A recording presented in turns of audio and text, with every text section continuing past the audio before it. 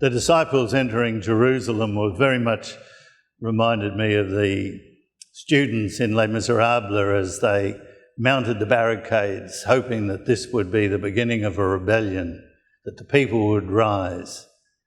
The disciples, despite everything Jesus had ever said, all they were looking for was earthly power. They wanted to be rulers. They wanted to be able to flex muscle. They wanted to sit at his right hand and his left. That was their thinking as they went into Jerusalem. They wanted the Romans out. The thing is, their dreams would be fulfilled. They would be rulers. Rome would be conquered. People would rally to the cause, but not in the way that they dreamed. It wouldn't be brought about by force of arms or bombs or anything else. What would happen is that people's hearts would change.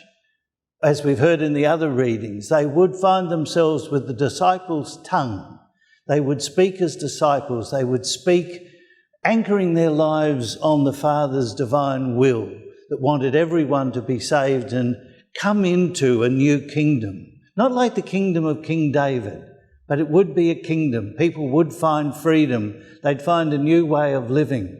And as they lived this new life, as they lived it as disciples, they would then bring something new into the whole human situation. Now, the reality of it all is that the breakdown of the society, the breakdown of their dreams, that would come crashing to the ground. But every time they celebrated the Eucharist, they would remember.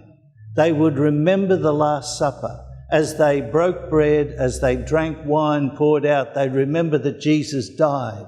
Seemingly a disaster. Seemingly all his hopes were in ruins. But something new was going to come about. So often, human dreams of how things will change fall, crash on the rocks of human tragedy. But out of it all, God's power, God's will, God's dreams come into reality. This is what this Passion Palm Sunday is all about.